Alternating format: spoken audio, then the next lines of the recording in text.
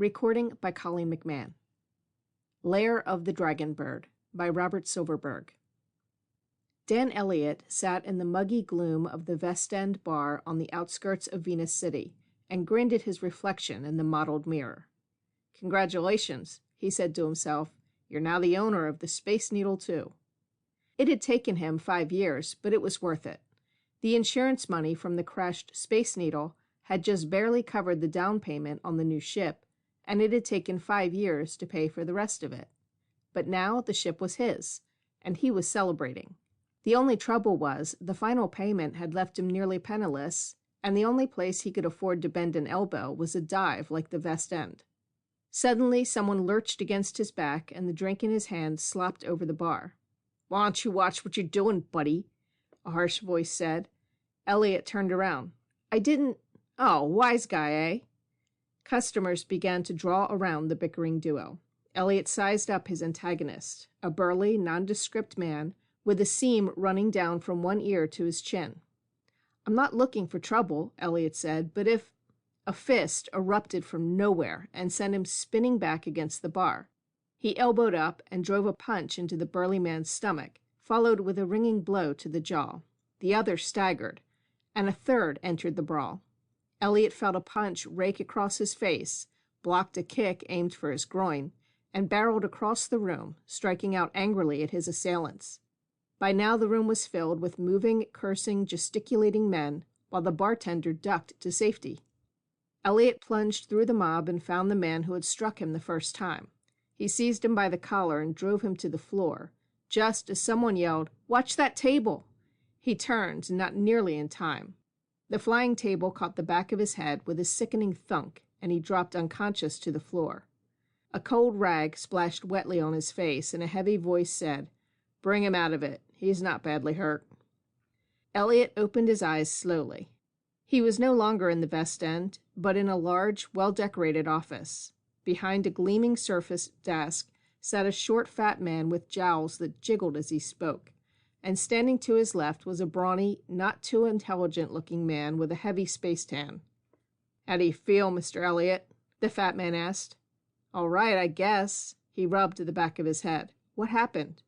"You got in a fight. Fortunately, Sam here got you out." Elliott looked at his benefactor. "Thanks, pal." Sam shrugged morosely. The fat man steepled his fingers and leaned forward solicitously. "Tell me, aren't you the Daniel Elliott who cracked up a spaceship in the jungles 5 years ago?" "That's me," Elliott said. The fat man nodded. "Mr. Elliott, I understand that you were near the Venusian Temple of Light, that you actually saw the Dragonbird with your own eyes. Can you tell me if the thing is a robot, or is it actually alive?" Elliott grinned. He had seen the fabulous bird from the jungle, hidden from the Venusian priests who worshipped it, but even at a distance he could tell the thing was alive. No robot could have moved with such sinuous grace. "It's real," he said. The fat man smiled unpleasantly. "I had hoped so, Mr. Elliott. I want that bird. You're the only one who can lead me to it." Elliott rose to his feet and glared at the fat man. "Not me, mister. I don't like the jungle, and I don't like the idea of taking the Venusians' pet god either." The fat man's eyes grew hard. "Do you know who I am?" Elliott shook his head. It was a mistake. His neck was still sore from the clobbering earlier, and the pain made him wince. "You're talking to Houston Blaine," Sam said. Elliott stared silently. He knew Houston Blaine. Blaine was the Venusian commissioner for the Interplanetary Trade Board.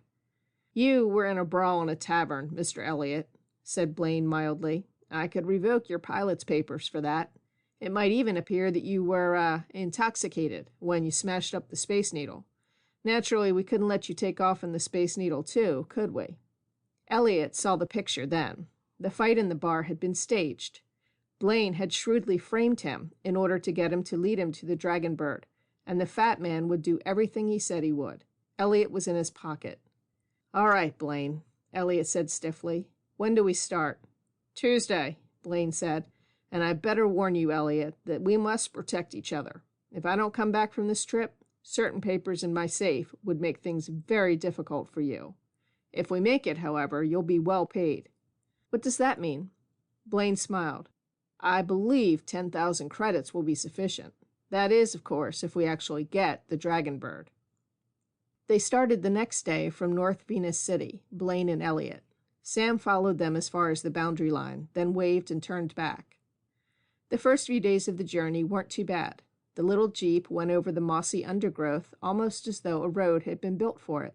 It was, Elliot reflected, a hell of a lot better way to travel than slogging through the Venusian jungle on foot. In 4 days, they covered the same ground that had taken Elliot 5 weeks when he cracked up his ship, several hundred miles to the south. At night, the two men took shifts, one of them sleeping in the rear of the jeep and the other standing guard, keeping his eyes peeled for predators. Here, Elliot encountered a temptation that was almost overpowering. It happened the first night, while Blaine slept. Elliot paced slowly back and forth on the lookout. Half an hour before his watch was due to end, he heard a faint chittering sound coming from one of the swaying whip trees overhead. He glanced up and swore.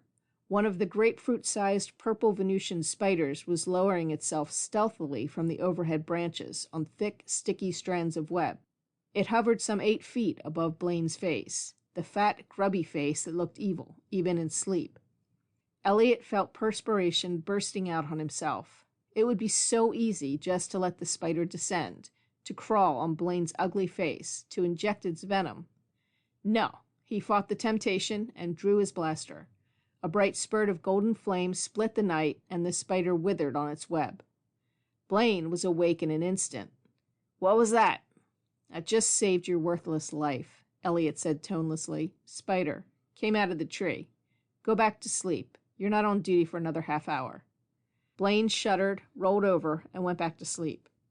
During the day, Elliot drove. They moved further and further into the tangle of foliage that was the Venusian jungle, while the gray clump of buildings that was Venus City receded dimly behind them. It was hot in the jungle, hot and moist. Elliot's hair plastered itself to his forehead. Sweat trickled into his eyes. Steam fogged the windshield. After a while, he brought the jeep to a halt. Blaine wiped sweat from his wobbling chins and looked up. "What's going on?" "You drive," Elliot said. "I'm bushed." "No," Blaine said. "You're doing the driving in this outfit. That's your job. That's what I've hired you for. Get going, now." Elliot started the jeep up again. He'd been in low straits before, but this was about the depth and degradation. He had never hated anyone quite so deeply as he did Blaine, and had never been in so poor a position to do anything about it. Pressure began to build up in him. He was a trained rocket pilot, a man with skilled reflexes and an essential job. Somehow he'd slipped, and it had landed him smack under Blaine's thumb. It wasn't an easy pill to swallow. He would cheerfully have killed the fat man, except that he knew he'd never fly a spaceship again if he returned to Venus City without the commissioner. Blaine had him tied up 6 ways from Sunday, and it would do no good to strain at the bonds. On the evening of the 4th day, disaster struck. The jeep was bouncing over the mossy path between the great slime-covered trees when quite suddenly Elliot spied something rope-like slithering down a vine directly in the path of the car. "Snake!" he yelled, and jerked the wheel to one side. The jeep swerved. "Watch what you're doing," Blaine growled, but it was too late. The right wheel hit a hidden rock, and the vehicle turned over on its side with a rending crash. Elliot was dazed, but he knew he still had to act fast. He sprang from the overturned jeep with Blaine behind him. The tree snake that had caused him to swerve was still coming toward them, its white fangs dripping venom. It sprang forward to strike, but Elliot's hand was faster. He closed his fingers savagely around the reptile's neck. He held the head at arm's length. The snake's 12-foot body whipped around Elliot's throat and chest, pinning one arm to his side. The rocket pilot felt the dry, loathsome odor of the reptile drifting into his nostrils and retched. He gasped for air and tightened his fingers on the snake's throat, drawing his hand together as closely as he could. It was a question of which one would hold out longer. Elliot's eyes began to dim. What the hell was that fat fool Blaine doing? "Blaine!" he shouted. But Blaine didn't answer. With one desperate surge of power, Elliot clamped his fingers even tighter. Something snapped. The snake gave one convulsive shudder and dropped its lifeless coils from Elliot's body. He stood up, quivering with tension. As the snake hit the ground, a pencil beam seared the air, burning its head off. "That's that," Houston Blaine said in relief. Elliot whirled to face him. Why the devil did you stand there? It could have killed me. Why didn't you use your knife? Blaine shrugged. You're doing all right. Now do something about the car, will you? Elliot repressed a vivid curse and turned away. The sight of Blaine sickened him, and he wished there were some way of exacting the revenge Blaine merited without forfeiting the cash for the trip. There wasn't. He bent and examined the car. The front axle's broken, he said after a moment's scrutiny. There's nothing much we can do about it out here. Nothing? Not unless you want to lash it together with some twigs, Elliot said acidly. We can't turn back now, Blaine said. Start loading your pack. We'll walk the rest of the way. The Dragonbird's lair can't be too far off. The bright glow of lust was shining in the fat man's eyes. Elliot stared at him for a moment, then began packing. A day later, they arrived at the banks of the Cathal River, a swirling, slow-moving, wide stream that wound lazily through most of the continent. Elliot and Blaine kept out of sight in the brush. Look out there, Elliot said. He pointed at an island 100 yards offshore. What's out that way? Blaine asked.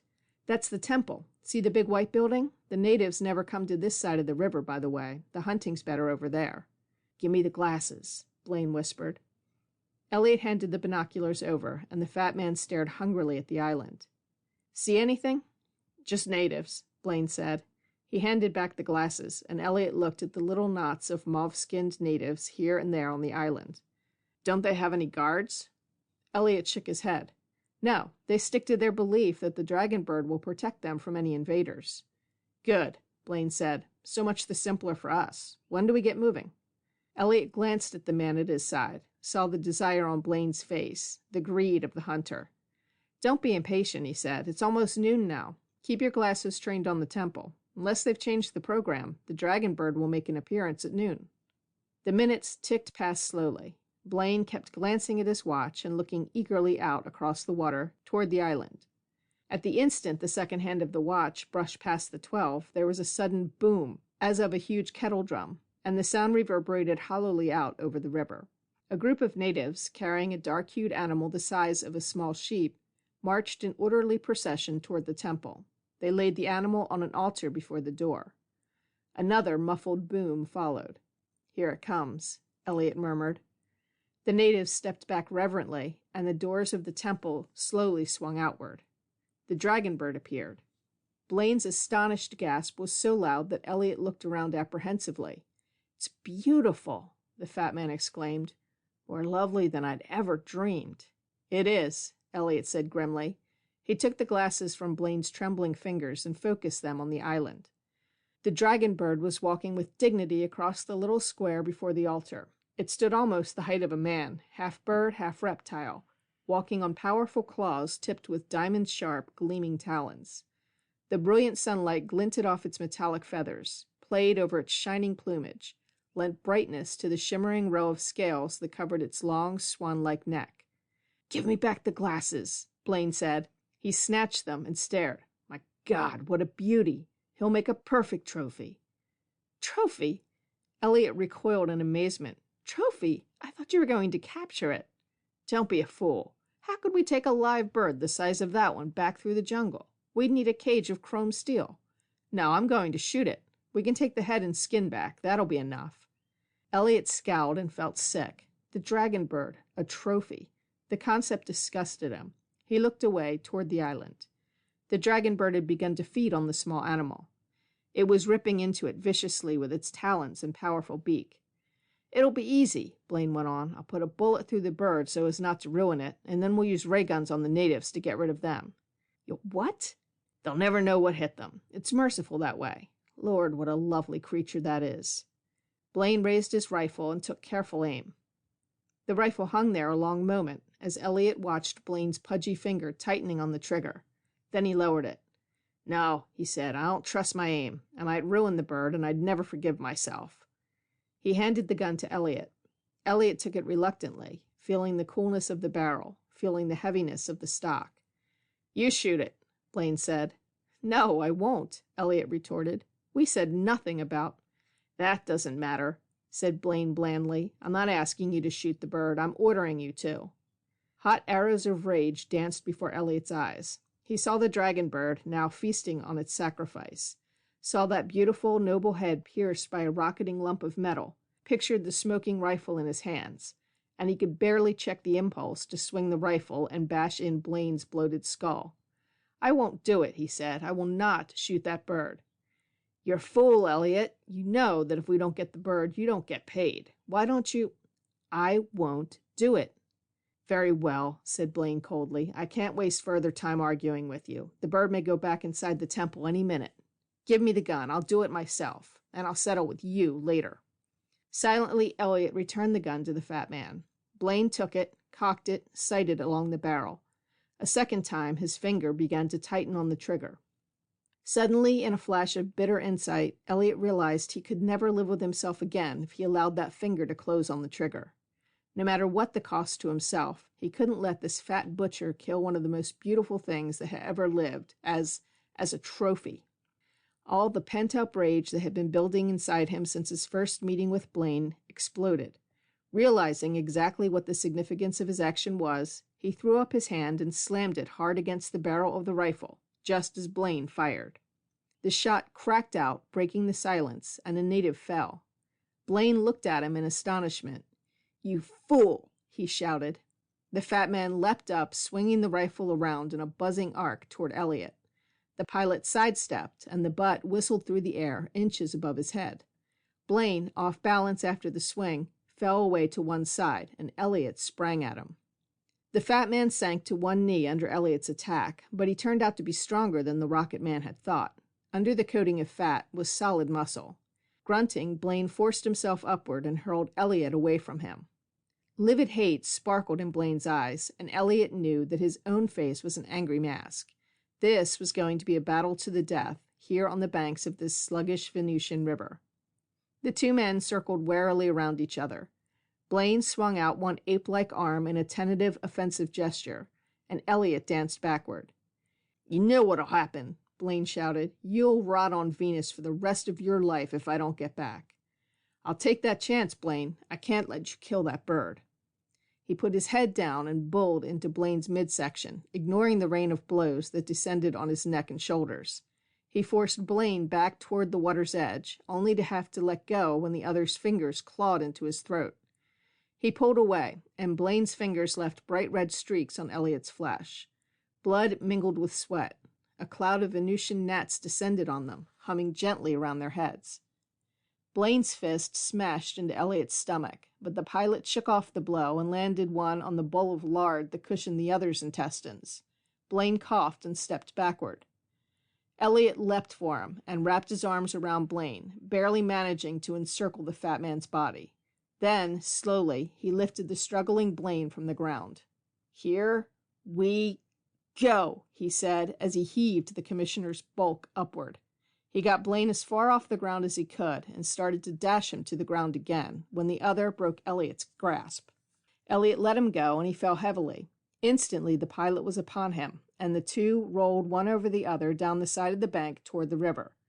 Just at the river's edge, Elliot managed to check their fall and broke loose. Blaine was on his feet again in an instant. Elliot's first punch crashed through Blaine's guard. The fat man reeled backward, lost his footing, and toppled off the embankment into the quiet water below, shouting wildly as he fell. As he struck, he shot up a torrent of water that splashed over Elliot's feet. Suddenly, the water was quiet no longer. There was a swirl beneath the river's surface, and Blaine's body became the center of a tangle of dark saurian shapes. Blaine screamed just once before the razor-sharp teeth dragged him beneath the water. A red stain formed and drifted slowly down the sluggish stream, and then the water was quiet once again. Elliot stood on the riverbank, gasping heavily as he fought to recover his breath, and mopped away the blanket of gnats that had adhered to him during the fight. He watched the streaks of red drifting downstream, and knew that his own life was forfeit now for Blaine's. He shook his head and turned away. There was nothing else he could have done. He started to walk slowly back away from the river. There was a rustling sound in the air above him. He looked up into the blazing sun, and a moment later was crouching in a huddled ball on the ground.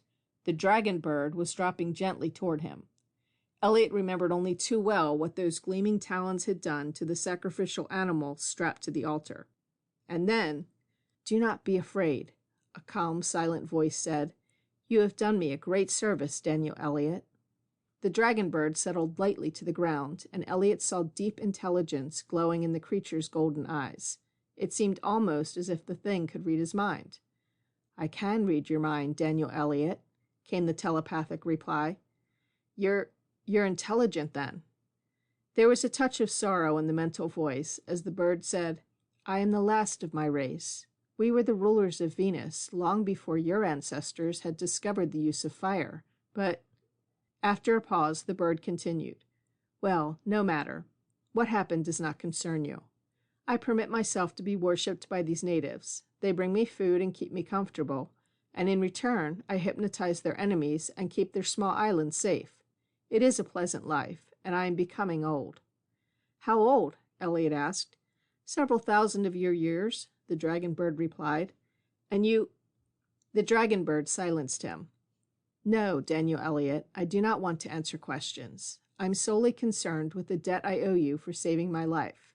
This Blaine held your future in threat. I think I can aid you, and punish him doubly by foiling his plans. Don't be surprised by anything you see."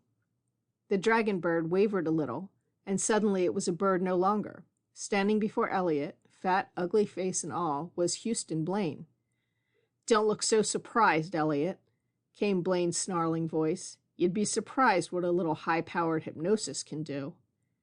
Eliot rubbed his eyes and looked again. It was still Blaine, a smug smile on his heavy lips. "I'm going to reward you," said Blaine's voice. "You and I will take the late Mr. Blaine for every credit he's got, and we'll get those papers out of his safe." "But you mean you'll take Blaine's place?" Eliot asked, feeling as if he were in a dream. "Temporarily." The fat figure of Blaine wavered and became the Dragonbird again. "Get on my back, Daniel Eliot."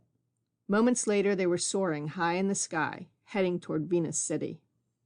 End of Lair of the Dragonbird by Robert Silverberg.